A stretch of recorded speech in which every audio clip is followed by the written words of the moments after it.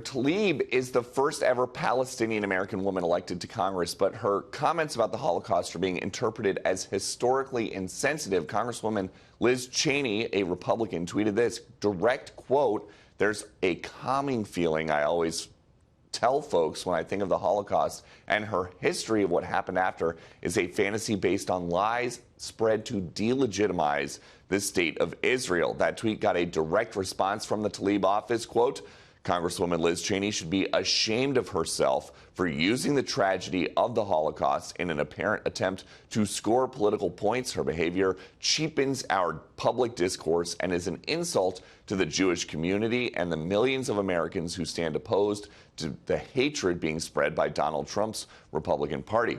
Democratic lawmakers are not defending Tlaib, though, as Republicans argue the things she casually told podcasters about the Holocaust are not safe.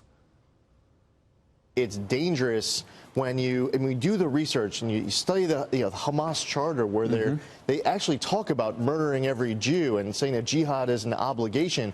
And just last week in a Philadelphia Islamic community center, the Muslim American Society, with ties, one of their founders is actually was the head of the Muslim Brotherhood.